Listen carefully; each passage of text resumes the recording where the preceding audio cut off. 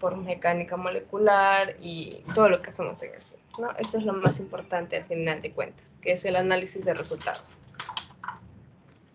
Una de las propiedades que más se analizan, por así decirlo, es el RMSD, que, bueno, según sus siglas en inglés, significa raíz de la desviación cuadrática media.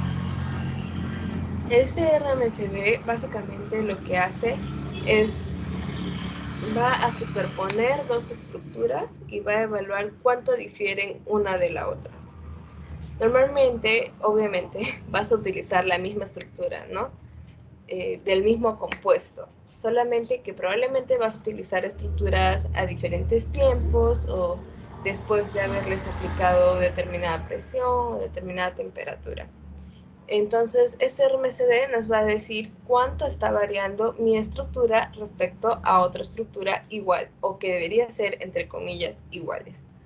Porque a lo que a nosotros nos interesa es ver cómo han variado sus ángulos, si es que se ha plegado o si por el contrario ha perdido su estructura secundaria, cosas así. Eso es lo que nos interesa ver a nosotros. Y el RMSD es una buena forma de comprobarlo. Normalmente esto se utiliza con las estructuras que pasan a través de una dinámica molecular. Y de esta forma vamos a evaluar a través del tiempo cómo va cambiando la estructura. Y son tiempos muy chiquitos, o sea, se basa en el tiempo anterior del momento que estás tomando la estructura. Entonces, cuando vean la gráfica, van a ver que abajo está el tiempo y arriba los nanómetros de diferencia. Entonces, vamos a ir evaluando cómo varía mi estructura según el tiempo anterior. Va a superponer ambas estructuras en cada tiempo y nos va a ir dando un valor de cuánto está variando.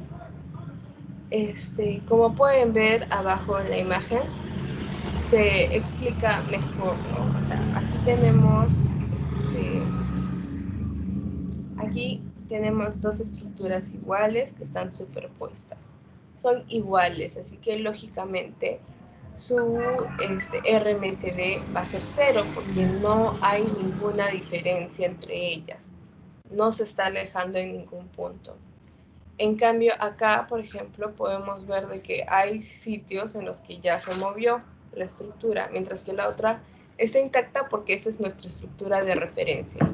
Entonces, la que ya probablemente pasó por una dinámica ha cambiado de esta forma. Y ahora su RMSD es de 1.86 Armstrongs. ¿Qué quiere decir? De que uno de estos átomos, bueno, los átomos en promedio se están alejando de la estructura base, de nuestra estructura que tomamos como la original, en 1.86 Armstrong. Son medidas de distancia.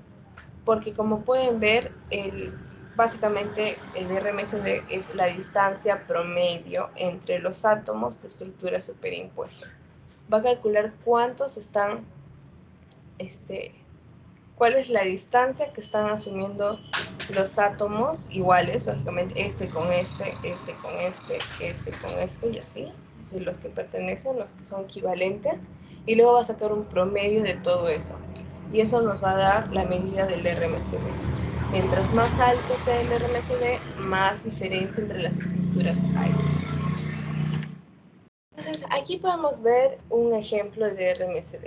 Estamos viendo un RMSD, el de rojito es de una dinámica y el de naranja es de otra dinámica. Probablemente aquí se han utilizado diferentes temperaturas, no lo sé. Entonces podemos decir, no sé, mi proteína tomando la temperatura de 30 grados va a tener la gráfica rojita. Si está en rojito, pues, ¿qué estoy viendo? De que ya está en horizontal. Y eso quiere decir de que mi estructura ya está estable, no está variando mucho respecto al anterior tiempo. Siempre van a haber esos piquitos, o sea, nunca va a ser una línea horizontal perfecta, porque lógicamente tu estructura vibra, va a vibrar de todo el tiempo, como todas las cosas, tiene que estar vibrando. Entonces, siempre eso es lo que va a causar que hayan pequeñas desviaciones entre los átomos. Pero como se ve, la diferencia, esta distancia va a ser muy pequeña, tan pequeña que no se hace significativa. Entonces, por eso es que va a tener esos piquitos, pero como no es un gran cambio, va a mantener una estructura horizontal. Usualmente lo que nosotros buscamos en las dinámicas es de que la estructura al final, cuando saquemos su RMCD, tenga ya una parte horizontal. Si vemos que mi estructura ya llegó a esta parte horizontal, entonces yo ya puedo decir que está estable, que ya no está variando y que esa estructura es adecuada para trabajar posteriores análisis, ¿no? En cambio, como pueden ver, la estructura amarilla, naranja, no sé qué está subiendo, ¿no? Se ven cambios bruscos, se ve que hay una distancia muy larga de aquí, de este punto a acá. Entonces, aquí están habiendo cambios muy drásticos. Y esto es lo que no queremos. No queremos que se vea una línea recta de esta forma. Queremos que se vea como está en lo rojito. Entonces, siempre que ustedes vean sus gráficas al terminar de hacer su estructura, busquen de que esté así. Puede comenzar subiendo y luego ya va a comenzar a ponerse en horizontal. Es lo normal, que al inicio suba, suba, suba, suba, porque todavía se está acomodando, pero va a llegar un punto en el que la estructura ya no va a variar tanto porque ya está estable, ya está posicionada, entonces ya no va a necesitar cambiar tanto. Y ahí se va a comenzar a poner horizontal y va a ir así. Entonces eso es lo que buscamos, que llegue a una parte horizontal. Y si en caso no llegáramos, como aquí por ejemplo, aquí se ve que ya comienza a ponerse horizontal. Pero eso no nos sirve porque ha querido, pero lo hemos truncado, lo hemos terminado la dinámica justo cuando ya se está poniendo estable. Entonces, ¿qué nos queda hacer? Incrementar el tiempo de dinámica. Ya no va a ser 100 nanosegundos, probablemente lo aumentamos hasta 500. Y ahí recién volvemos a evaluar para ver si es cierto de que la estructura ya se iba a estabilizar. Algo como esto, esta pequeña estabilización, no nos dice concretamente de que la estructura ya está estable. Nos está diciendo que hay una probabilidad de que ya se vaya a estabilizar. Pero lo que sí nos dice que ya está estable es esto rojo, porque hay un mayor tiempo en el que se ha conservado esta línea recta. Entonces, eso es lo que nosotros buscamos. Recuerden que esto es a lo que tenemos que aspirar, a la estructura en rojo. Si no truncamos el tiempo, vamos a tener que aumentarle más para poder asegurarnos de que la estructura ya está en una posición correcta. Tenemos el RMSF. El RMSF es muy similar al RMSD, pero este va a ver las fluctuaciones. Según sus siglas en inglés, significa fluctuación cuadrática media. Y va a analizar las porciones de la estructura que fluctúan de su estructura principal. ¿A qué se refiere? A diferencia del RMSD, donde abajo tenemos el tiempo, en un RMSF abajo vamos a tener residuos o átomos. Esto nos va a decir, el primero va a ser el residuo 1, segundo residuo 2, residuo 3, residuo 4 y así. Cada uno va a representar un residuo. Puedes colocarlo así o puedes colocar de forma de átomos. Entonces abajo sería átomo 1, átomo 2, átomo 3. Según qué, según nuestro archivo PDB. Entonces tú revisas en tu archivo PDB. Mi átomo 1 es tanto, mi átomo 2 es tanto. ¿Qué nos interesa ver? ¿Cuáles son las zonas que más fluctúan y cuáles son las zonas que menos fluctúan? Entonces, por ejemplo, acá yo veo un pico en el 200. Entonces yo reviso en mi PDB. El átomo 200, en este caso el residuo 200, está fluctuando mucho. Entonces, me quiere decir de que o no está estable o necesito más minimización o probablemente está mal construida esa parte y tengo que mejorarla para que se estabilice. Lo primero, o bueno, el primer recurso que haríamos sería darle más tiempo a la dinámica para poder asegurarnos de que no se está estabilizando a lo largo del tiempo. Si sigue dándome picos altos después de un gran tiempo de dinámica, probablemente sea una mala construcción y ahí ya tenga que realizar alguna corrección manual. Entonces, lo que vamos a ver es picos muy altos indican que son zonas con mucho movimiento, que se están moviendo demasiado a lo largo del tiempo y lógicamente no nos ayudan en las dinámicas, porque nosotros queremos trabajar con una estructura relajada y equilibrada. Entonces, esas son estructuras que tenemos que estar visualizando. De igual forma, aquellas que están muy abajo, o sea que hay picos, más bien dicho valles, que están hacia abajo, quiere decir que son estructuras ya estables, que están bien construidas y que probablemente nos den buenos valores al momento de obtener una gráfica Ramachandran, que lo vamos a ver más adelante. Entonces, el RMCF se debe comprobar con el RMCD. Si mi estructura ya está así, como el rojito, y obtengo picos así de largos, entonces, ¿qué estoy diciendo? Hoy le he dado, ya está estable mi estructura, obviamente ya no va a cambiar, y sigo teniendo picos muy altos. Entonces, ¿qué puede significar esto? Probablemente sea un sitio activo, un sitio que va a tener cambios conformacionales. Por ejemplo, en el caso de una enzima, va a tener que sufrir cambios conformacionales y por eso tiende a tener movimientos raros, porque está preparada para recibir algún ligando. Entonces, eso puede ser una de las cosas que hagan picos aun cuando una estructura ya esté estable. No sé qué más, tal vez si no es una enzima, no es ningún sitio activo, algo esté pasando, de repente está interaccionando con agua o con algo más que hay en mi sistema, y en ese caso ya tendría que hacer un análisis cuántico para poder observar qué es lo que está pasando. O tal vez simplemente la respuesta más sensata sería de que he construido mal mi estructura y tengo que modificar esa región. Entonces, los demás análisis te van a ayudar a poder comprobar cuál es el problema que está pasando. Ahora tenemos el radio de giro. El radio de giro nos va a ayudar a determinar el grado de compactación y tamaño de una proteína. Esto ya se los había explicado antes. Es como que yo pusiera un montón de círculos alrededor de una estructura y luego comenzara a medir el diámetro de estos círculos. En algunas partes va a estar más chiquito y en algunas partes va a estar más grande. Luego yo saco un promedio y ese es mi radio de giro. ¿Cómo nos ayuda esto? Pues como dice, si el circulito es más chiquito es porque mi estructura está más compacta, porque estos círculos no van a ir solamente a lo largo de un eje, o sea, no van a estar solamente alrededor de X, sino que van a estar alrededor de Y y alrededor de Z. Va a ser como, no sé, como la típica imagen del átomo, que no sé si han visto, que está rodeada de anillos, que significan, hacen referencia a las nubes electrónicas y a los electrones. Ya, algo así sería como representar un radio de giro. Por todos lados va a generar círculos y luego va a medir ese diámetro. Entonces, así va a ir viendo qué zonas están más chiquitas y qué zonas están más largas. Entonces, si vemos que el radio de giro disminuye, es porque el diámetro de los círculos es más pequeñito, lo que quiere decir de que mi estructura está más compacta, más chiquitita. En cambio, si mi estructura comienza a abrirse, a expandirse, a relajarse, desplegarse, pues lógicamente el radio de giro va a comenzar a crecer, y al hacerse más grande yo voy a poder observar en mi gráfica de que mi estructura se está desplegando o algo le está pasando.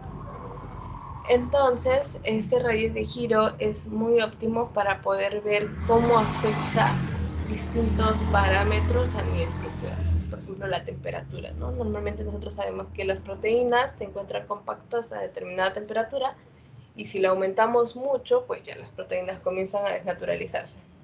Entonces, si yo evalúo una estructura a una temperatura, saco su radio de giro, luego evalúo mi estructura a una temperatura mucho mayor y saco mi radio de giro, pues voy a ver de que el radio de giro ha aumentado, lo que quiere decir que mi proteína se ha desnaturalizado, no se ha desplegado completamente. Entonces, para esto nos sirve el radio de giro. Como pueden ver en esta gráfica, el rojito vemos un radio de giro estable, quiere decir que mi proteína está manteniendo su estructura por casi todo el tiempo, ¿no?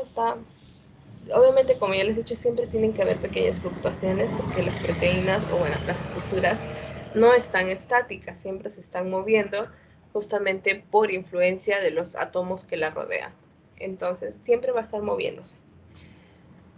Pero si uno lo aleja, pues ya ve que está en horizontal. Entonces, aquí podemos decir que lo que está en rojito está estable. En cambio, lo que está en amarillo vemos de que sufre una caída y luego se vuelve estable. Aquí quiere decir de que aquí sufrió un proceso de compactación, probablemente porque se han formado nuevos enlaces, y luego ha continuado ya manteniéndose estable ahí. Probablemente se cambia la temperatura o a veces simplemente por el tiempo que ha pasado ya logró estabilizarse en otra posición. Entonces, ahí es, así es como se vuelve el radio de giro. No es nada complejo de evaluar. Ahora tenemos los enlaces de hidrógeno. Los enlaces de hidrógeno, pues es muy obvio el nombre, va a evaluar el número de enlaces de hidrógeno que hay en la estructura. ¿Y por qué es importante? Porque normalmente cuando menos enlaces de hidrógeno tenemos, menos compacta es mi estructura. Justamente porque los enlaces de hidrógeno son los que van a ayudar a mantener a nuestra estructura plegada. La mayoría de casos, a veces también los puentes isopuros son los que ayudan, pero normalmente los más comunes son los enlaces de hidrógeno. Entonces, normalmente esta gráfica de enlaces de hidrógeno se complementa con la de radio de giro. Si yo veo que mi estructura ha perdido enlaces de hidrógeno, normalmente se va a ver que en el radio de giro se ha incrementado el número, veo un pico de que mi estructura se ha desplegado. En cambio, si veo que hay más números de hidrógeno, más enlaces de hidrógeno, probablemente en mi radio de giro sea más pequeño y se esté plegando más porque se están formando nuevos enlaces de hidrógeno. Entonces la gráfica es esto. Si va más arriba es porque hay más enlaces de hidrógeno. Si va hacia abajo es porque se han roto enlaces de hidrógeno. Entonces en este caso podemos ver que cuando comenzó la estructura habían pocos enlaces de hidrógeno. Y conforme ha pasado el tiempo se han formado nuevos enlaces de hidrógeno y ahí se han mantenido, se han conservado. Entonces igual los enlaces de hidrógeno no van a ser los mismos todo el tiempo, porque las estructuras al estar en movimiento van a alejarse lo suficiente para romper el enlace de hidrógeno y van a volverse a acercar para volver a formarlo. Por eso es que vemos estos cambios. Pero aquí de nuevo repito, si tú lo ves de lejos, ya ves que está en horizontal. Entonces aquí ya nos estaría diciendo de que pues se está manteniendo estable. Algo que siempre deben verificar son las escalas aquí. Pueden ver, va de 0 a 10. O sea, son números que están muy cerca. Pero si yo lo pusiera, no sé, de 0 a 50, lógicamente esto estaría mucho más lejos y ya lo vería como una línea. Entonces, esto es lo que nos puede ayudar. En XMGrace pueden hacerlo fácilmente, ¿no? De quitar zoom y aumentar zoom. Entonces, ahí pueden ver cuando ya se está poniendo estable. Lógicamente no van a quitarle el zoom, pero no sé, menos 100x y ahí van a decir, ay, mira, pero yo ya desde acá lo veo estable. No, o sea, lógico, ¿no? Un poquito, lo suficiente como para que puedan realmente comprobar si está estable o no. Bueno, entonces esas son las cosas que más utilizamos y van a utilizar para poder analizar sus estructuras. Nada más, realmente no usamos nada más. Usamos la gráfica de Ramachandran, que creo que no lo he puesto. Es un poco más compleja de evaluar. Y se las voy a mostrar aquí.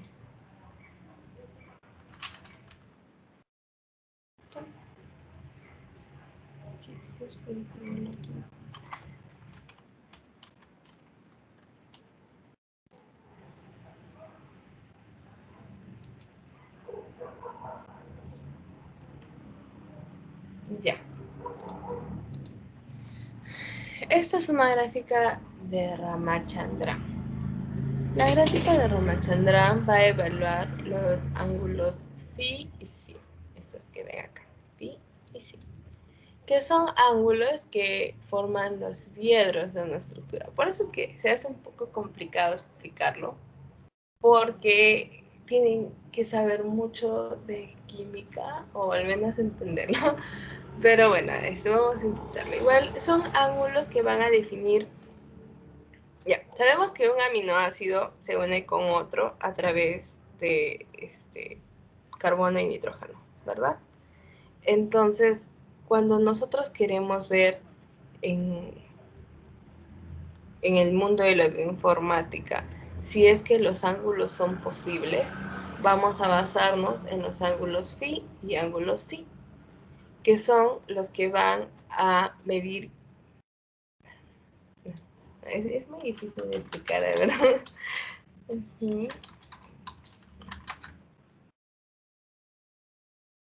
acá lo voy a entender mejor.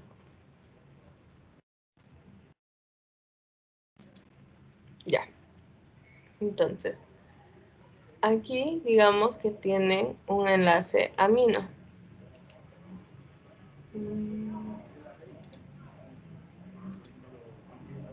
Ya, aquí tienen un enlace amino, ¿no? Entonces, a este lado van a tener el sí, que es el que va a unir mi carbono con mi nitrógeno y el carbono, o sea, el carbonilo con el nitrógeno, y se mide desde el carbono central. Ese es mi carbono central y se está viendo cómo se está uniendo al carbonilo. Ese va a formar mi ángulo phi. Y mi ángulo phi va a estar formado por el carbono unido al nitrógeno. No sé si se entiende, es un poquito complejo esta parte. Pero bueno, esto lo hace la computadora, no lo hacemos nosotros. La computadora se encarga de medir estos ángulos que se forman entre los enlaces amino, basándose en un carbono central. Entonces va a medir mi ángulo phi y mi ángulo psi. Luego, ¿qué hace?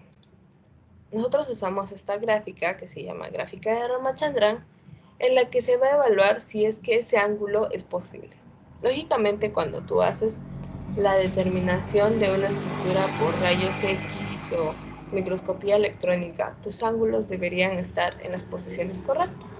Normalmente, no siempre pasa, porque normalmente, como ya he explicado, los que suelen tener cuestiones raras suelen ser las enzimas en sus sitios activos, porque en sus sitios activos, como tienen que moverse, suelen quedarse en posiciones raras. Entonces, no es que esté mal la proteína, sino de que, pues, la proteína en sí misma va a tener que cumplir una nueva función y por eso no llega a tener una posición estable y no llega a tener ángulos correctos, entre comillas. Entonces, en las enzimas puede pasar de que al hacer su determinación práctica, o sea, experimental, al sacar su NMR, rayos X, igual nos siga dando lugares fuera de la zona. Pero normalmente en nuestro caso lo utilizamos cuando predecimos o creamos estructuras, porque normalmente que nuestros ángulos se encuentren dentro de las zonas correctas nos va a indicar de que nuestra estructura es muy posible que sí ocurra en la naturaleza. Entonces, ¿cómo se define esta gráfica de Ramachandran? Tenemos una zona beta, que es que quiere decir de que si mi ángulo tiene este ángulo, ¿cómo decirlo? Mejor, ya. Se supone que Ramachandran, que es un científico de hace muchísimos años, se le ocurrió o se dio cuenta al medir distintos ángulos, o sea, literal, él hizo comprobaciones con distintas proteínas y se puso a medir los ángulos de esas proteínas para ver si tenían algo en común. Y él se dio cuenta de que los ángulos de esas proteínas solían coincidir en un mismo punto. O sea, si tenían láminas beta, los ángulos que formaban sus enlaces amino, coincidían en un mismo sitio, que es la región beta.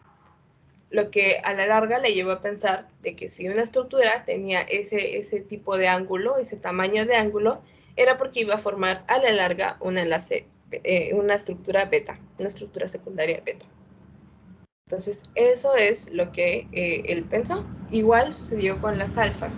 Él midió los ángulos entre las alfas hélices y se dio cuenta que recurrían en dos puntos. El alfa de acá abajo, esta zona de aquí abajo, hace referencia a las alfas que van hacia el lado derecho. Y el de acá hace referencia a las alfas que van hacia el lado izquierdo. Entonces, es como que prueba y ensayo, ¿no? Él vio de que al medir pasaba esto. Era como que una concordancia. Y creo este mapita de Ramachandran, que básicamente te ayuda a decir de que si yo miro este ángulo, probablemente tenga esa estructura. Entonces, se fueron haciendo muchos más ensayos a lo largo del tiempo.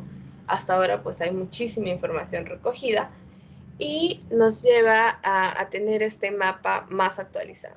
Entonces, las zonas que están bien marcadas son zonas que se le dice las zonas límite de regiones aceptables. ¿Qué quiere decir? De que todo lo que está aquí dentro es aceptable dentro de la constitución de una estructura secundaria beta. Todo lo que esté dentro de las líneas punteadas son las zonas permisibles, que si bien no están del todo perfectas, no están del todo bien, sí se han visto casos y son aceptables, o sea, hace que la estructura sea funcional. Todo lo que no esté dentro de esas regiones son zonas no aceptables o no permitidas, que son zonas en las que probablemente ocurran choques estéricos. Y me gusta esta página porque se comprueba eso, ¿no? Aquí a la izquierda pueden ver la imagen y aquí estoy dentro de una zona que pertenece al alfa. Lógicamente aquí no se nota mucho porque tiene que estar unida a otros aminoácidos para comprobarse que sí se está formando un alfa. Pero de igual forma, como ven, aquí ya se está volteando, ¿no? Tiene esta estructura de que se está volteando. Pero ¿qué pasa si yo la saco de la zona? Acá se han dado cuenta que ha cambiado esta partecita de acá. Y hasta este punto, ven cómo va cambiando la estructura afuera. ¿Qué pasa? Cuando estoy muy fuera, comienzan a voltearse. Pero aquí ahorita no se están notando las colisiones. Pero si las activo, ya se ve. Aquí me está diciendo que hay un problema entre estos dos átomos, porque están colisionando, están chocándose. Al moverse, se van a chocar. Si yo muevo para acá, ya cambió mi estructura. De nuevo estoy en una zona no permitida, probablemente porque vayan a chocar otras dos zonas de acá. Pero como ven, no siempre el choque se ve ahí mismo, sino que probablemente en un futuro, mientras sigas en una dinámica, puedan chocar. Acá te está diciendo que hay una colisión aquí. Si yo entro, pues está perfecto, acá no hay nada. Y así, cada vez que tú te sales de la zona, comienzan a haber choques estéricos. Pero ven, a veces está fuera de la zona y no se forman los famosos choques estéricos. Entonces quiere decir de que es una zona, pues, que puede pasar como no puede pasar. Entonces, esta gráfica de Ramachandran no es como que 100% precisa, porque como les digo, a veces pasa de que con las enzimas hay lugares que no van a estar fuera. Por ejemplo, pasa eso con la IR. Yo he descubierto que hay muchas zonas que se han obtenido por la resonancia magnética nuclear y que no están en las zonas permitidas, están fuera. Y buscando, pues encontré eso, de que eso pasa con las enzimas, porque las enzimas, al menos los sitios activos, tienen que estar en constante movimiento. Y eso hace de que se posicionen como les dé la gana. Y no está mal, o sea, igual no les causa problema, porque luego van a regresar a la posición correcta. Entonces, en ese sentido, te das cuenta de que esta gráfica no es 100% precisa, pero sí nos da un buen indicativo de que una estructura está correctamente armada o no. Entonces, nosotros siempre vamos a buscar de que la mayoría de nuestros átomos estén al menos dentro de un punto aceptable. Normalmente para las estructuras, cuando tú haces tu determinación de gráfica de Ramachandran, te va a dar un porcentaje. Esta estructura es 98% aceptable y hay, no sé, solamente el 5% está en zonas no permitidas, algo así. Entonces, si está más del 95% en regiones aceptables y permitidas, quiere decir que tu estructura es de muy buena calidad y que probablemente sea algo que sí se vea, algo que sí exista en la naturaleza. Y eso es un muy buen indicativo. Por el contrario, si tenemos menor al 95%, probablemente vamos a tener que darle más tiempo a la estructura o corregir algunas zonas que puedan estar dándonos problemas. Entonces, para esto es que sirve esto. Lógicamente, no voy a andar mucho en eso porque ya lo van a entender conforme avancen en el proyecto. Pero bueno, esto de repaso es más para que se acuerden de los comandos de la terminal y no se vayan a olvidar como la última vez, porque ya han pasado un tiempito desde que practicamos. Entonces, nada más para que se acuerden. Tenemos el mkdir, que sirve para crear carpetas. Acuérdense. se pone mkdir espacio y el nombre de la carpeta. Luego tenemos el history, que nos va a permitir ver los últimos comandos que se han utilizado en la terminal. Luego tenemos cd, que nos va a permitir entrar a una carpeta si es que colocamos cd espacio el nombre de la carpeta. Y también nos va a permitir salir de una carpeta si es que colocamos cd espacio 2 puntos. Esto se puede utilizar para cuántas carpetas yo quiera regresar o cuántas carpetas yo quiera avanzar. Solamente hay que colocar el slash después de cada carpeta. rm-r nos va a servir para borrar carpetas. Así estén vacías o llenas. Simplemente las va a borrar por completo. Entonces hay que tener cuidado con eso. tar-zxbf es uno de los que más utilizamos y sirve para destarear o descomprimir archivos que están en formato .tar.gz. Si les retiramos la z, sirve para los archivos que sean solo .tar. Para eso funciona. Luego tenemos VI, que es un editor de texto que funciona como Word, solo que desde la terminal. VI tiene su propio conjunto de comandos, como el i, que nos va a permitir comenzar a escribir, o que nos va a permitir añadir una nueva línea y comenzar a escribir, o incluso para poder guardar utilizamos $.wq, y para cerrar sin guardar $.q y el signo de exclamación hacia abajo. VI, como saben, es un toquecito complejo de utilizar, pero no es el único editor desde la terminal que existe. Hay muchos otros. También está Nano, por ejemplo. Entonces, ustedes pueden utilizar el que quieran, pero nosotros utilizamos VI más seguido. Ahora tenemos grep, que prácticamente va a servir para poder editar líneas de texto desde la terminal, como por ejemplo retirar palabras, que lo han visto con el tutorial de la lisocima, o mostrar líneas de texto dentro de la terminal sin tener la necesidad de abrir el texto y buscar la línea. Entonces, si yo quiero borrar partes de un archivo, pongo grep espacio -b espacio el nombre del archivo y le pongo el piquito, el signo mente menor, y el nombre del archivo de salida, y así voy a obtener un archivo sin la línea que yo le dije que borrara. Y para ver líneas con la palabra que yo quería que buscara desde la terminal, solo coloco grep espacio el nombre que debería ver en la línea y me va a aparecer todo. Luego tenemos mv, que es de mover, move, que sirve para mover archivos o carpetas de un lado al otro, o también para poder cambiar los nombres de los archivos sin crear una copia. Simplemente vamos a renombrarlos. Este comando es uno de los más sencillos y funciona casi igual que el cp, que es de copiar, solo que el cp crea copias, como su nombre lo dice, y cambia el nombre creando una copia también.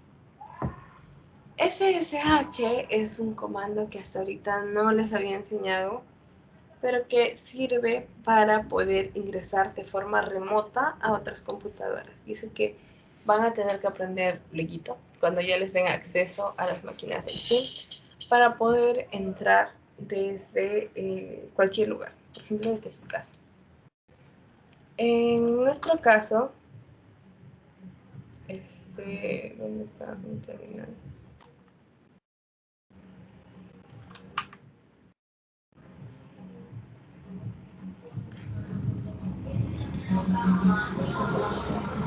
El SSH es muy sencillo, solamente tienes que colocar SSH espacio y la dirección de la computadora a la que quieres ir. Esa dirección de la computadora se consigue en la configuración del internet de la computadora, es como el IP, algo similar. Esto no lo tienen todas las computadoras, tienes que configurarlo para poder saber cuál es tu SSH y de ahí recién se puede usar. Funciona para cualquier computadora siempre que tengas instalado el SSH. Nosotros ingresamos de esa forma a las computadoras del SIM. Por ejemplo, En mi caso, yo tengo grabado como UCSM, SSH, es un alias que he creado para poder entrar a las computadoras allá. Pero este sería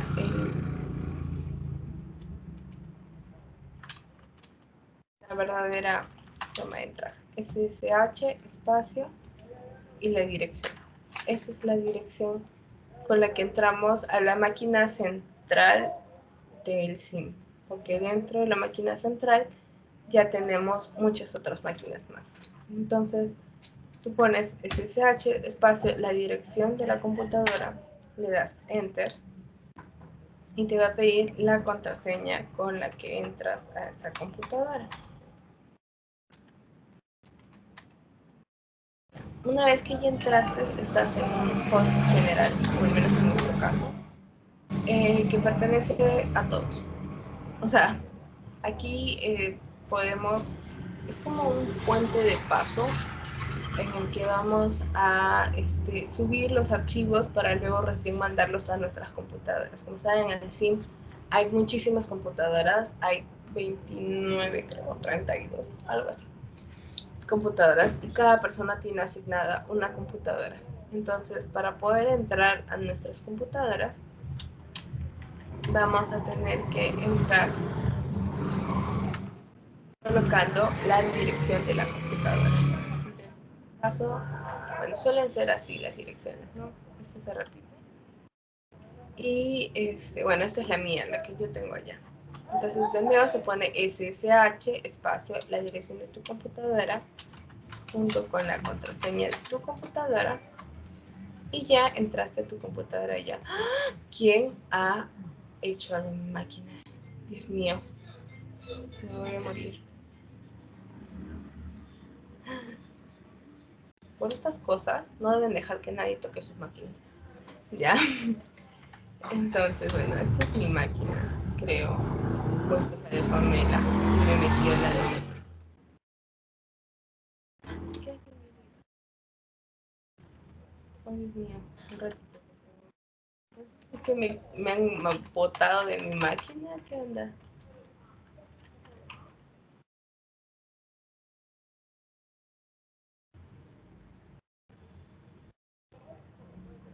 ¿Qué es esto?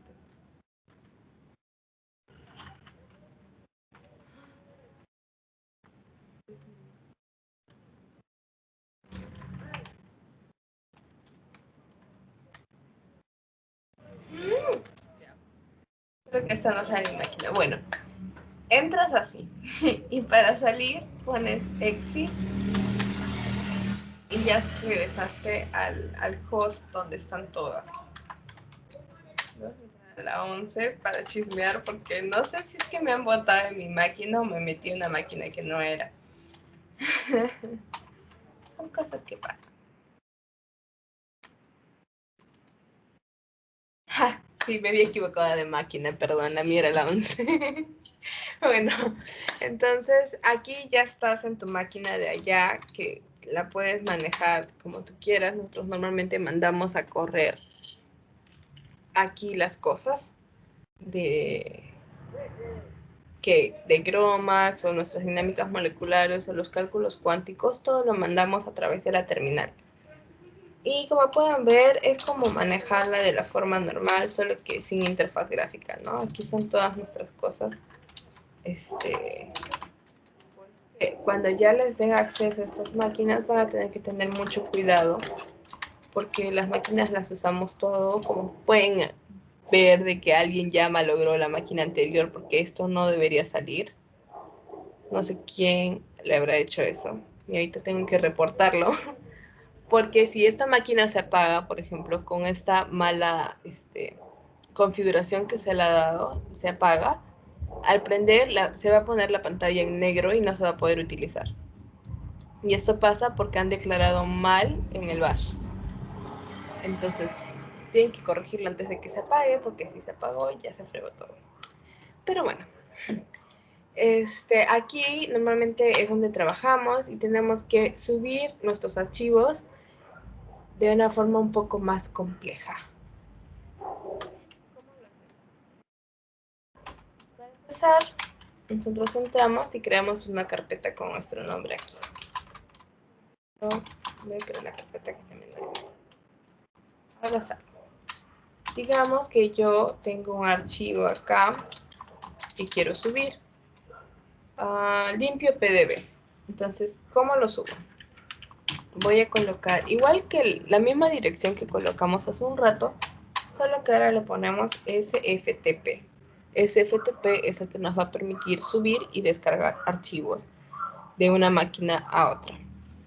Entonces colocamos SFTP. De nuevo nos va a pedir la contraseña. Colocamos la contraseña. Ahora ya subimos. Si pongo ls, de nuevo se ven todas las carpetas. Voy a entrar a mi carpeta.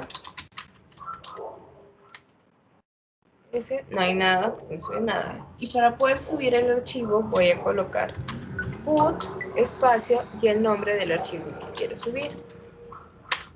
Para poder subirlo es necesario que yo esté en la carpeta en la que está el archivo, porque si no, no lo va a reconocer. Si por ejemplo mi carpeta, si yo me hubiera puesto acá afuera, no hubiera entrado a programas y le pongo de frente put limpio, me va a dar error porque no va a saber dónde está. Entonces siempre tienen que estar en la carpeta donde está el archivo que quieren subir.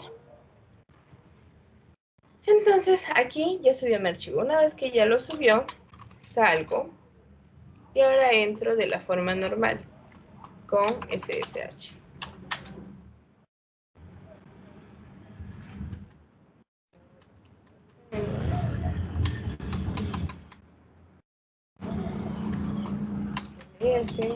Entro en mi carpeta y hasta el archivo que quería subir.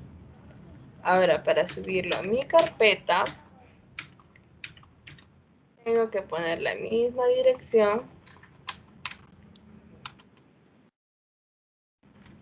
solo que ahora con SFTP pongo la contraseña de mi máquina.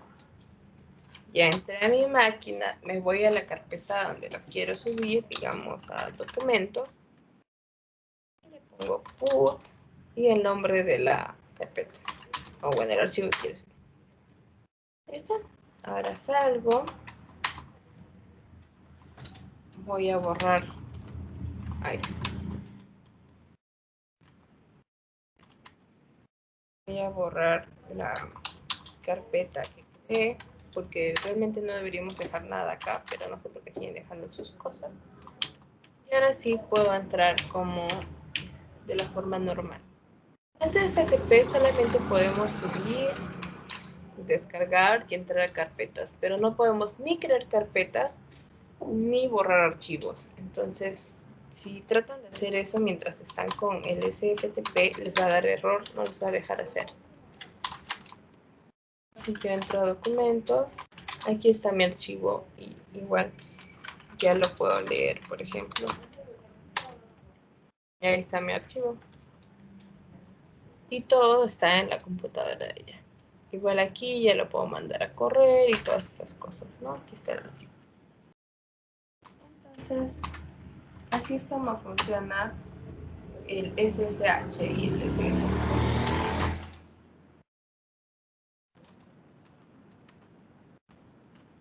Para salir, exit, para salir. Y ya está. Así es como hicimos funcionar esto. Bueno, entonces ya hemos aprendido a usar un nuevo comando. Y lo último que vamos a aprender es qué es un script. Probablemente hayan escuchado hablar de los scripts y los hackers. Los scripts nada más son una secuencia de comandos que van a tener una finalidad. Es decir, es como que yo le coloque en un archivo de texto, ponga cd, hola, mkdir, hola, cd, hola. O sea, le estoy diciendo que quiere entrar a una carpeta hola, dentro de esa quiere crear una carpeta hola y que luego entre a la carpeta hola de nuevo. Entonces, esto lo puedes hacer en un solo paso. Lo dejas grabado en un archivo de texto Luego ejecutas ese archivo de texto y lo va a hacer automáticamente. Entonces ya no vas a tener que estar escribiendo tú todas esas instrucciones. Se utiliza mucho en la instalación de programas, no lo haces tú, normalmente ya descargas el script que lo hace y solamente lo ejecutas. Entonces los scripts nos ayudan a nosotros a facilitarnos la vida, sobre todo con los pasos. No les voy a enseñar a hacer un script porque es algo ya muy complejo, que requiere mucho más tiempo. Entonces, más que todo es para que lo conozcan porque de vez en cuando van a ver script. No los van a hacer, pero sí los van a ver. Sobre todo en este caso que es el que les voy a enseñar ahora, que es cuando usamos GNUplot. GNUplot sirve para hacer las gráficas, así como lo hace XMGrace, pero como que con más color, más decoradas, la forma más sencilla. Y normalmente es tedioso, o sea, tú tienes que ir colocando paso a paso las cosas, pero el doc ha creado un script que podemos utilizar para realizar nuestras gráficas de forma sencilla y sin hacer tanta cosa. Entonces, les voy a mostrar el script.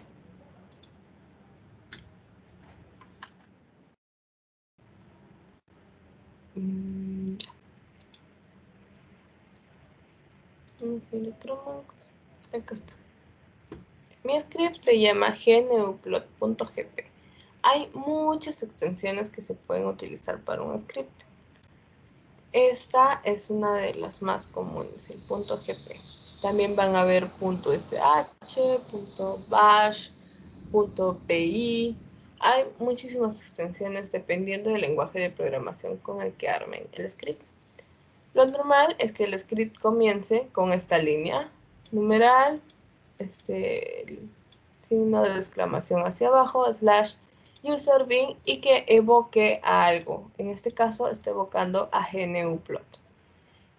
Puede evocar a Gromax, por ejemplo, sería GMX, o a veces no tiene esto, si es que son acciones que realiza la máquina, como por ejemplo CD, mkdir, eso ya no necesitas colocar esto porque es algo de la máquina. Bueno, entonces, ¿cómo funciona ese script? Que probablemente lo van a utilizar porque al doc no le gustan las imágenes que hace XMGrace, sino le gusta hacerlas con GNUplot y que las presentemos de esta forma. Entonces, el script ya está hecho. Lo único que tienen que hacer es cambiar algunas cositas. Por ejemplo, acá donde dice XLabel, quiere decir qué label, o sea, qué nombre le van a poner al eje X. En este caso dice tiempo en nanosegundos. Tamaño de fuente, 20. Bueno, 0.20. YLabel, ¿cuál es el nombre que se le va a dar al eje Y? Le vas a dar el nombre, fuente, tamaño 0.20. Eso acá no se cambia. Estos son tamaños de fuentes. Si quieren los pueden cambiar para hacerlo más grande, más pequeño, como ustedes quieran. La verdad no es algo relevante. Luego donde dice YRange, esto es lo que tienen que cambiar según los datos que obtenga. Me explico. Digamos que ustedes tienen un XVG, por ejemplo, del radio de giro.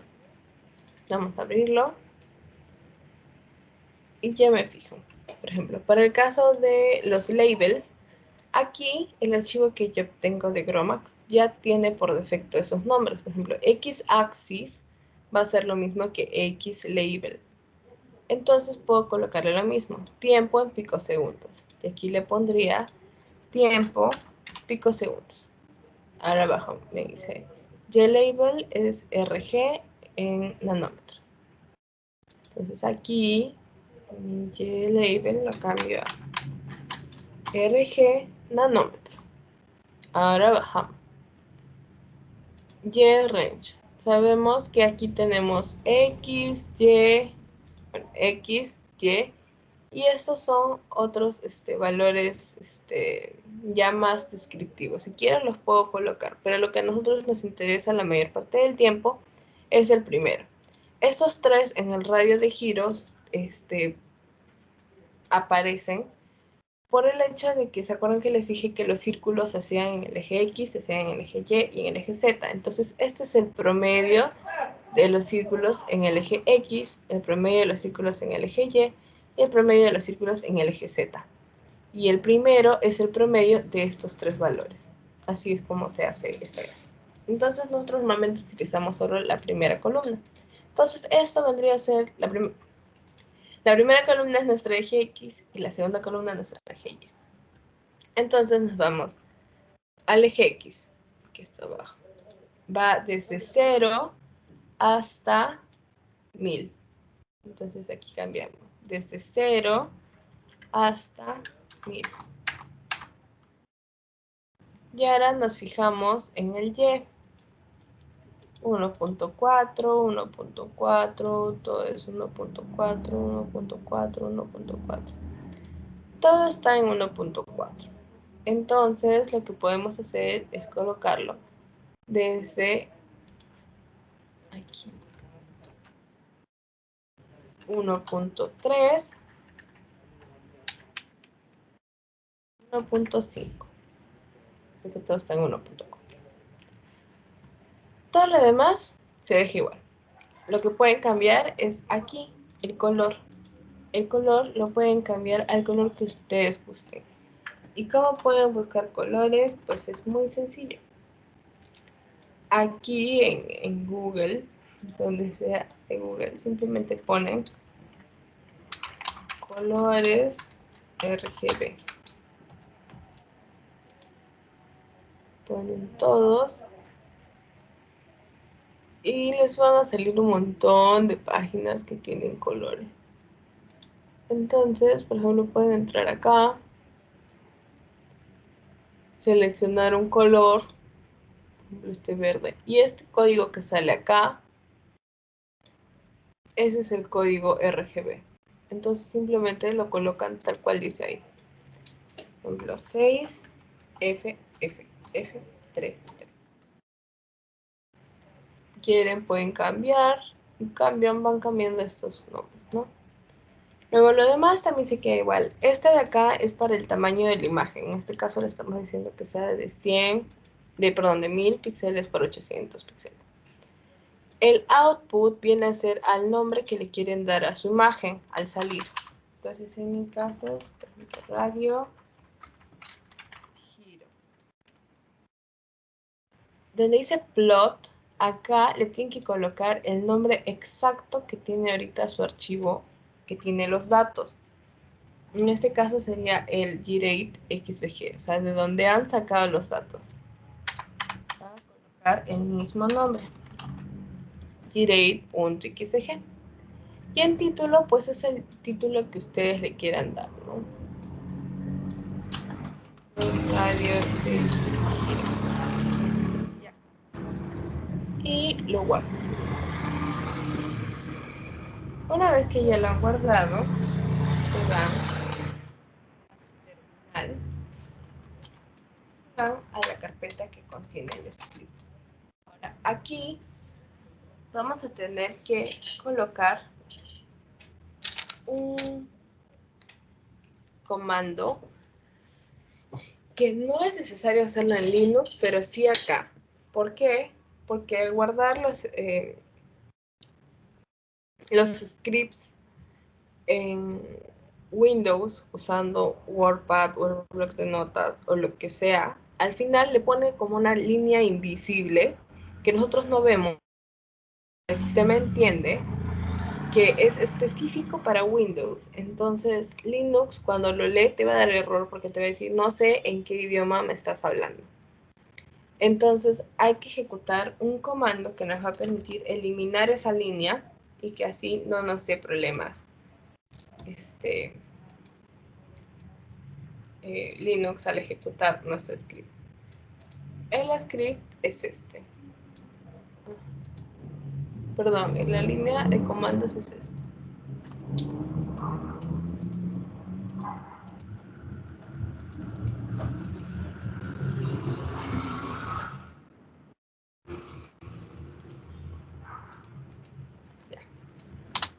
Espacio y el nombre del script, que en este caso era GNU. Así. Entonces le estamos diciendo que queremos que nos borre la línea invisible que no es de Unix. Unix es todo lo que lee Linux. Es algo un poco más complicado de entender. Solo debemos saber que hay una línea invisible que Windows añade y que Linux no reconoce. Entonces, esa es la línea que hay que borrarla. Lo ejecutamos, ya está ahí. Ahora le damos permisos de ejecución a nuestro script. Eso es necesario para cualquier script. Porque cuando recién creamos el script, nuestro script es como un archivo de texto más. Para decirle a la computadora de que es un archivo ejecutable, tenemos que darle permisos de ejecución. Para eso colocamos chmod, chmod 777, espacio, y el nombre del script. Esto será necesario solo una vez. De ahí ya no es necesario que lo hagan. Solo la primera vez que lo crean o lo copian, solamente ahí es necesario. De ahí basta con el siguiente paso que vamos a hacer. Lo guardan. Igual el set también solo es un paso. O sea, solamente lo haces una vez, a no ser que vuelvas a modificar el archivo. Si vuelves a realizarle algún cambio al archivo, tienes que volver a colocar esta línea.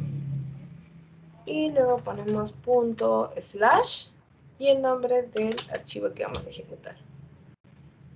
Le damos enter, esperamos un ratito. Ya desapareció. Y ahora que ya desapareció, tenemos un nuevo archivo que se llama radiogiro.png. Entonces vamos a abrirlo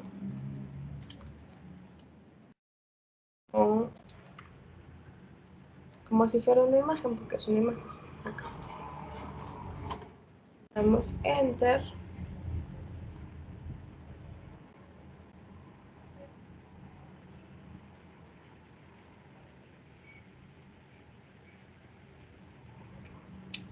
Y ya está.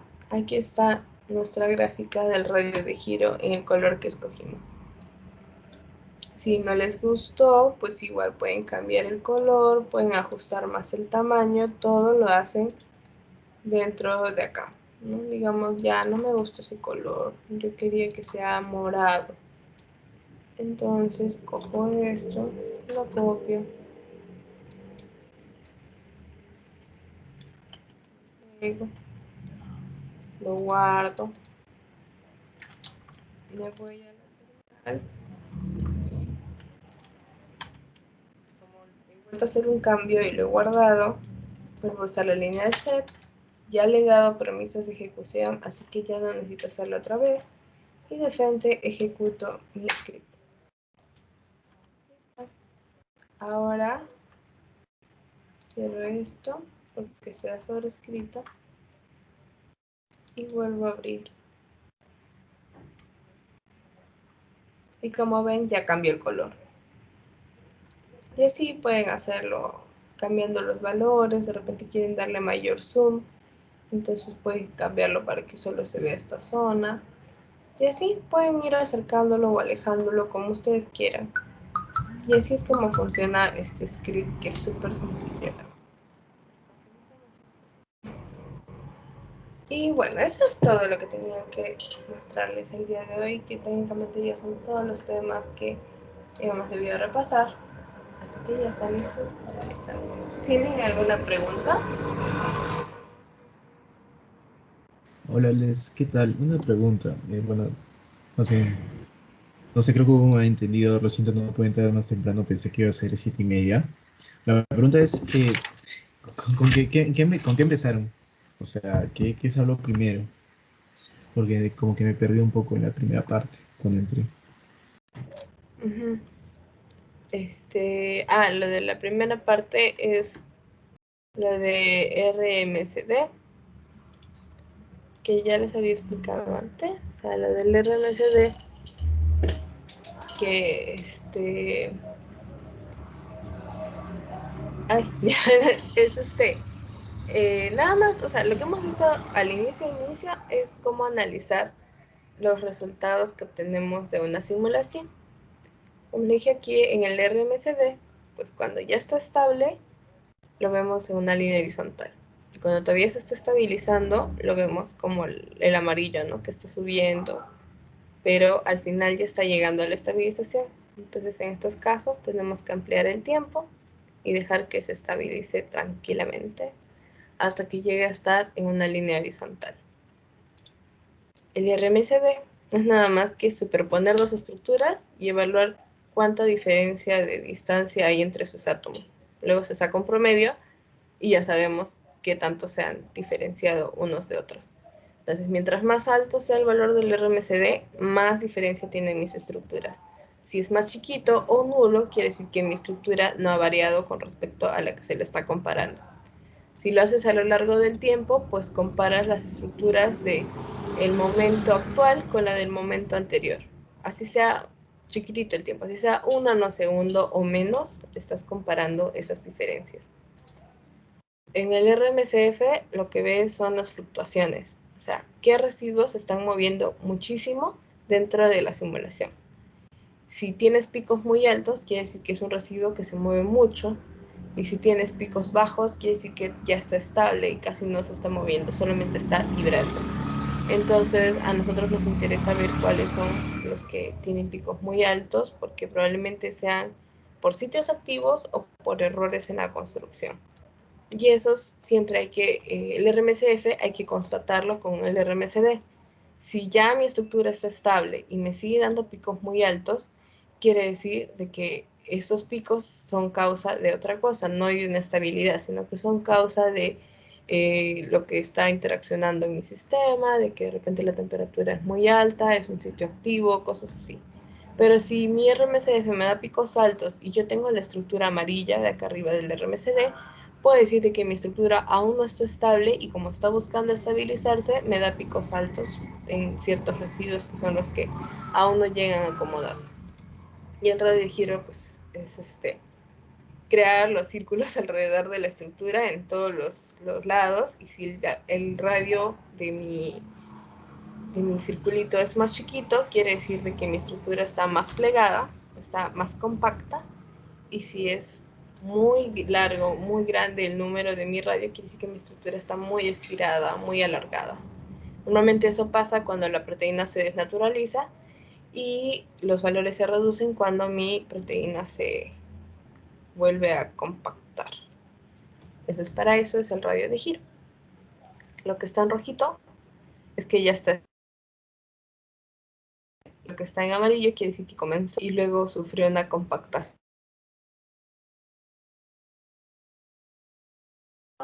Es cuántos hidrógenos se están formando a lo largo del tiempo. Si se forman más enlaces de hidrógeno, quiere decir de que mi estructura se está compactando o se está estabilizando, mientras que si pierdo enlaces de hidrógeno, quiere decir que mi estructura se está abriendo, se está desnaturalizando y está perdiendo conformación. Entonces, radio de giro y enlaces de hidrógeno suelen estar relacionados. Si tengo mayor número de enlaces de hidrógenos, mi radio de giro suele ser menor. Si tengo menor número de hidrógenos, mi radio de giro suele ser mayor. Y así es como se relacionan estos dos. Y eso es todo lo que hablamos en la primera parte. ¿Sí se entendió? Sí, Les, gracias. Ya. ¿Tienen alguna otra pregunta? Le hice una pregunta.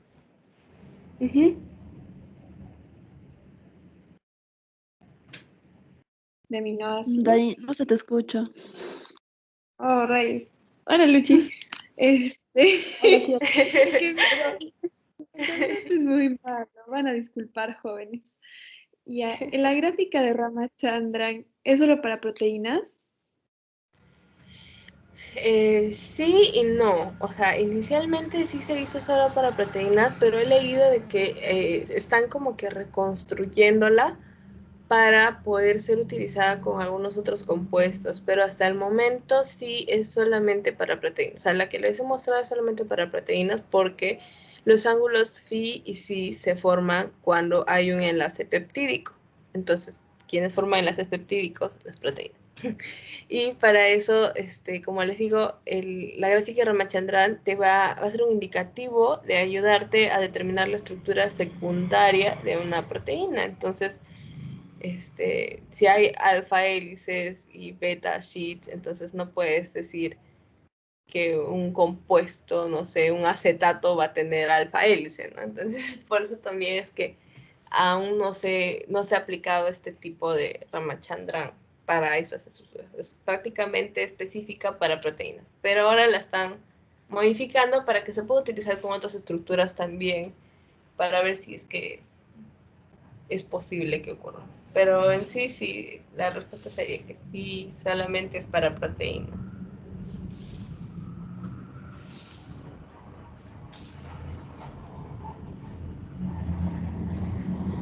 Les, hello. Tengo Sí. una pregunta. Ujú. Sí, nos estabas mencionando lo del, bueno, esto, ¿no? Lo de Ramachandran, y se supone que lo que él hizo era estudiar básicamente las estructuras secundarias y sería de las láminas beta y hélices alfa. Pero, o sea, son estructuras secundarias, pero no son las únicas. Entonces, esto también funciona para otras estructuras secundarias que no sean hélices alfa y láminas beta. Yo me imagino que sí, pero no estoy seguro. Ajá, sí. O sea, la estructura, se supone que las estructuras secundarias están compuestas, ¿no?, por las alfas hélices que van de izquierda a derecha y las beta sheets, o las láminas plegadas. Entonces, esas dos sí son reconocidas por Ramachandran. En caso de los loops, que son las estructuras que faltan, que son esos palitos, ¿no?, que unen a las alfas, eh, a las alfa hélices y a las beta sheets, los loops, en eso me olvidé mencionar, los loops pueden caer en cualquier punto de esos. Pueden estar dentro de la zona permitida de las alfas o puede estar dentro de las zonas permitidas de las betas. Pero es difícil saberlo, ¿no? Entonces, por eso siempre tenemos muchos puntitos, porque muchos de esos pertenecen a los loops. No es como que hay una zona específica para los loops. Suelen caer dentro de cualquiera de esos. Porque los loops tienen ángulos permitidos, pero no, lo que termina de formar la alfa hélice o la beta sheet es cómo se forman los enlaces, los puentes de hidrógeno con los demás aminoácidos, ¿no? Se supone que están, se van, conforme se va construyendo la estructura, y si el ángulo es el correcto y los demás continúan con la misma estructura del ángulo, entonces uniéndose con los enlaces de hidrógeno son capaces de formar toda la estructura del alfa hélice. En cambio, lo que pasa con los loops es que probablemente el aminoácido 1 tiene estructura de alfa hélice, el aminoácido 2 tiene estructura de beta, o sea, su ángulo es de beta, el 3 tiene ángulo de alfa izquierda, el 4 tiene ángulo de alfa derecha, entonces como que no complementan, o sea, no tienen una misma forma de ángulo, y por eso es que llegan a tener esta forma que no se compacta, no llega a formar una estructura secundaria. Entonces por eso es que estos ángulos pueden caer en cualquiera de las zonas, de las 3 zonas permitidas. Así es como se interpreta, ¿no? O sea, los más difíciles de poder interpretar son justamente los loops, porque pues pueden estar en cualquier zona del mapa. Pero de ahí sí, o sea, ahí está la descripción de todas las estructuras secundarias. Ok.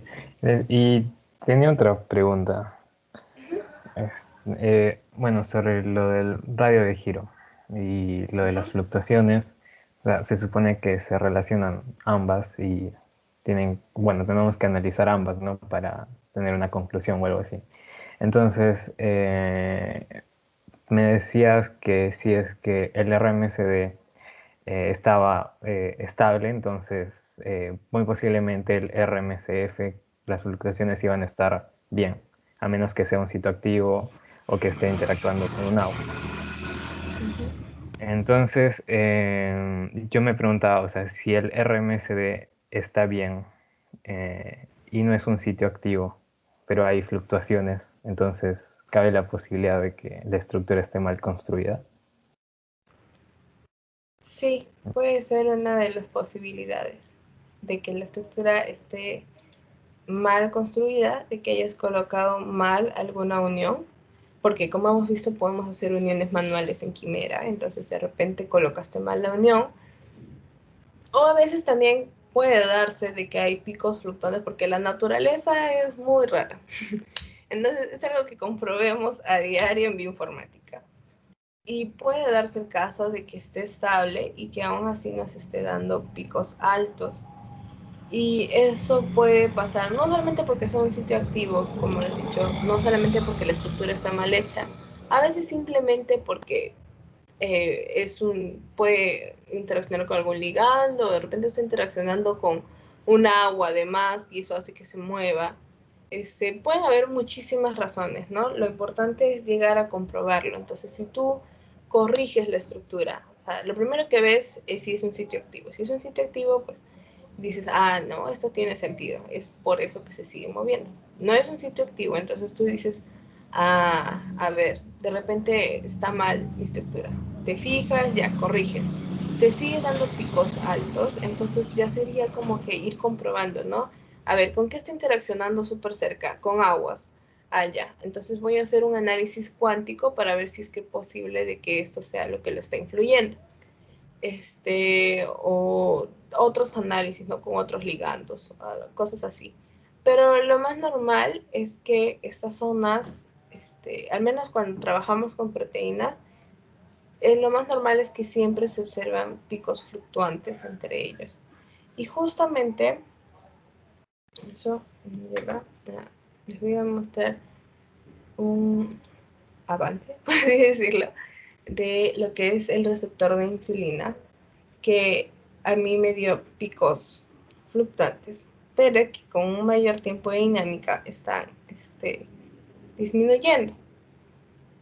Y eso es lo que me ha llevado a hacer todo este análisis, de que no siempre son buenos indicadores, porque tenemos que también entender de que la bioinformática no es perfecta, influyen mucho las cargas que tengan nuestros campos de fuerza. Entonces, a veces también puede que las cosas que están pasando acá no pasen así al 100% de especificación en la naturaleza. Entonces, a veces esos no se van a poder explicar esas fluctuaciones. No quiere decir que esté mal lo que estás haciendo, sino que simplemente hay muchas más cosas que no podemos evaluar desde una computadora, ¿no? Entonces, este, tampoco no es como que algo súper específico, pero sí es una de las cosas que has dicho. A ver, acá, que cargue. Esto lo hice con el RMCF, te permite hacer mapas de calor. Los mapas de calor son, crear una superficie alrededor de tu proteína en donde indiques qué zonas son zonas de mucho movimiento y qué zonas son estables, qué zonas están ya estabilizadas en cierto sentido. Entonces, nosotros normalmente utilizamos el RMSF más que la gráfica, utilizamos su mapa de calor, el mapa de calor que nos permite hacer. Este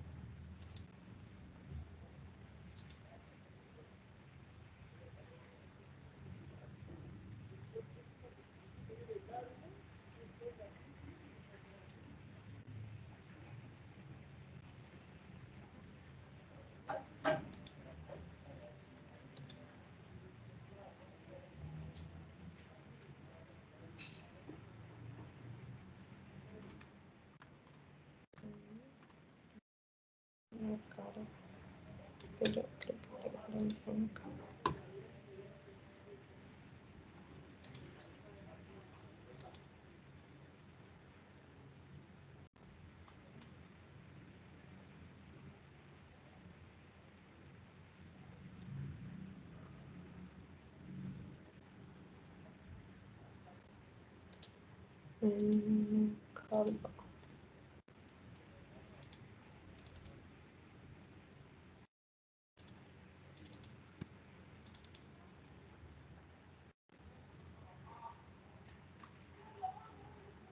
Bueno, ¿por qué no carga?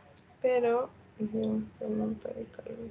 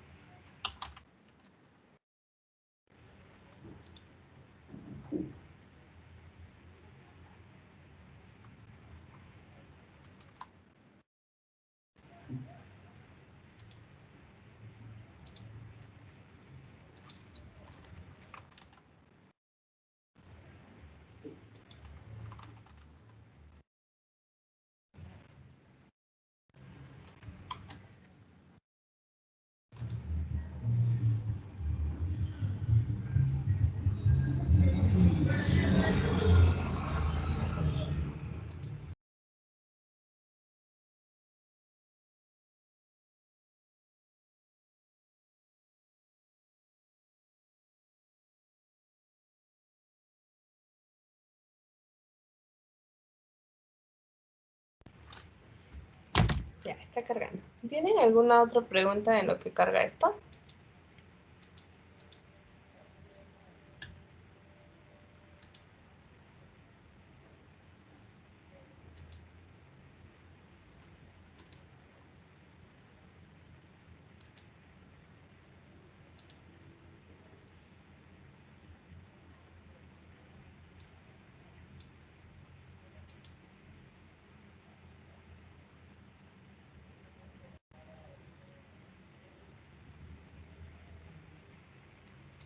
Oye, ¿siguen ahí? O ya se durmieron.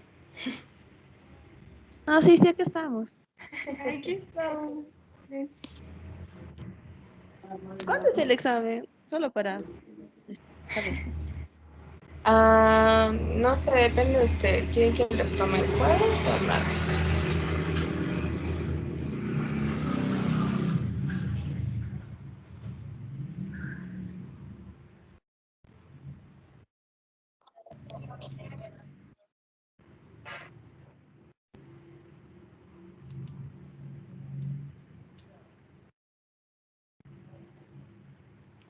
Oli.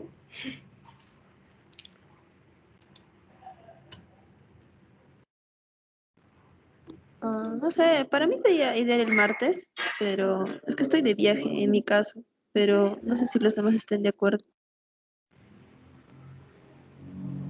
Ok. A ver, ¿qué opinan ustedes, chicos? ¿El jueves o el martes? Creo que prefiero el jueves, Liz. Pero sí, y si es que alguno no puede como Lu, entonces el martes, no hay problema. Ya. Entonces, El martes yo creo que estaría bien. el martes. Sí, Ya. Ya, también no hay problema. Más bien, lo que sí necesito es que me suban ya de una vez los tutoriales de la lisosima y los de la membrana, por favor, porque no están todos. Y ahora con lo que les he enseñado ahora, quiero que me hagan así, en una hoja de Word, súper, o sea, no tan bien descrito, pero que ustedes han tenido que sacar su RMCD, su RMC, bueno, RMCF no, pero han sacado RMCD y radio de giro de lo de la lisosima. Entonces quiero que me hagan una breve interpretación de eso. O sea, ¿qué está pasando? ¿Llegó a estabilizarse? ¿No se estabilizó?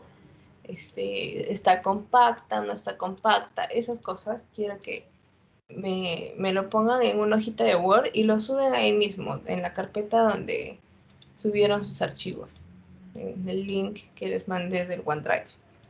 Entonces súbanlo para poder ver si es que entendieron esta parte del RMCD y el RMCF. Así, en sus palabras, no necesito que sean muy técnicos, lo que me interesa es de que entiendan lo que se les ha dicho, ¿no? Entonces ya para tenerlo el martes, si pueden, ya tenerlo listo y ya para comenzar con el proyecto, porque siento que lo estamos alargando mucho. Entonces ya para que no se esté pasando. Esto es lo que les iba a mostrar. Esto es un mapa de calor de las estructuras. El RMCF te deja hacer estos mapas de calor. Tú descargas el archivo que en formato .gro y luego lo abres con algún editor perdón, visualizador como BMD o Quimera, lo abres y le pides que te muestre la superficie.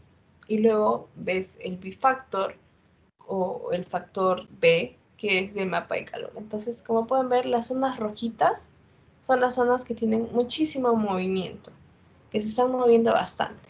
Y las zonas verdes son las estáticas, las que no estáticas, pero que ya no se están moviendo como locas.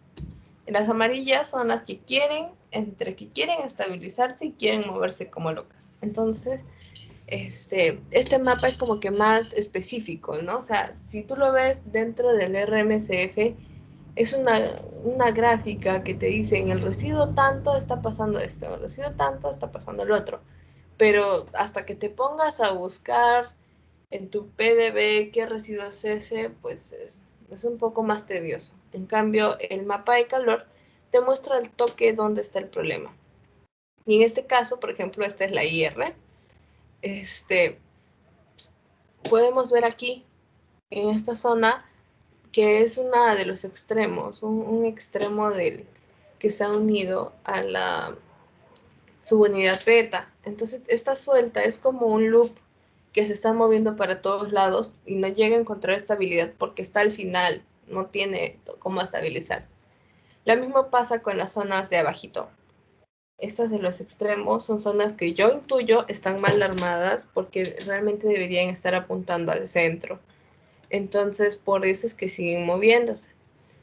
Y, por ejemplo, estas gráficas acá, estas dos son a los 100 nanosegundos. Ahorita mi R está corriendo a 500 nanosegundos. Ya va un mes y medio, creo. No, 2 meses. Y todavía no termina. Está en los 230 nanosegundos ahorita.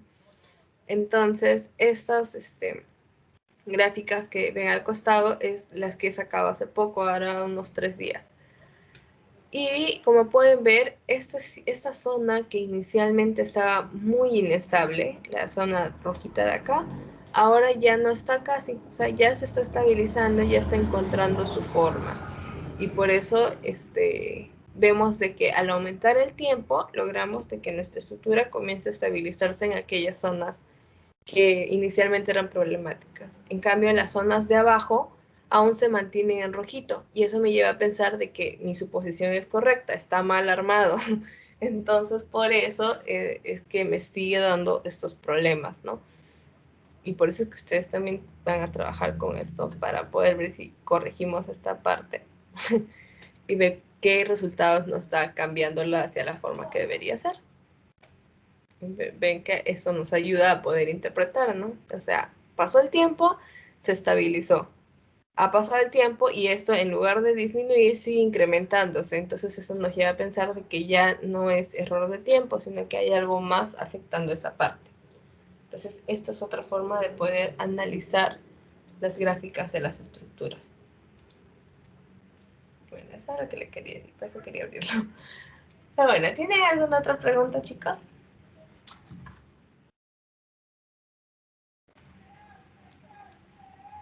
El examen va a estar fácil. ¿Ah? El examen va a estar fácil. O sea, de lo que nos han enseñado ahora, estos últimos Sí. repasitos. Sí, esto es lo que hemos visto. Igual va a ser en Kahoot y también va a ser de todas las cosas que hemos visto, los comandos, Gromax, cómo interpretar. O sea, no va a ser algo que sí interprete, o tal vez sí, me da una buena idea. Tal vez sea algo así como que, mira esta gráfica, ¿está estable o no está estable? Cosas así. No va a ser tan específico porque esas son cosas que las van a aprender ya dentro del proyecto. Pero sí necesito que sepan los comandos, por favor, no te fallen en comandos, porque si no logran aprenderse los comandos, ya estamos mal.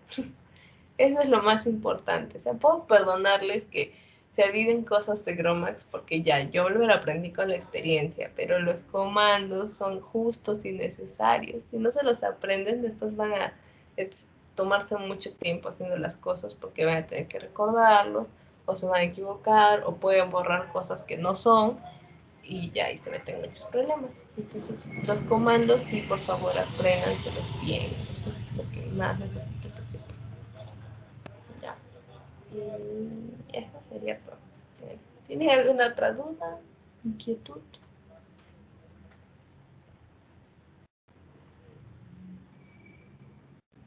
Supongo que no. Está bien, Las diapos de chicos. esto las vas a subir acá al Teams. ¿Cómo, cómo? Las diapos de esto lo vas a subir al Teams. Ujú, Ahorita. sí, ahorita lo voy a subir. Bien, gracias. Ujú. Está bien, chicos. Entonces, ahora sí, ya vayan a descansar. Ya los dejo. No se olviden de hacer el tutorial de la lisocima y de la membrana, por favor. No demora mucho. Lo suben al Drive y ya para tener todo listo.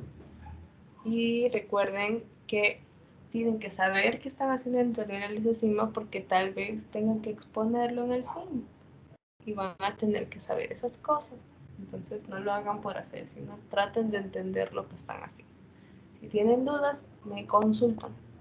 Y ya, eso es todo. Entonces ya, cuídense chicos, descansen. Gracias. Gracias, Freddy. Bye, bye. Adiós, chicos. Cuídense Eso sí, mucho. cuídense todos. Adiós. Gracias chicos.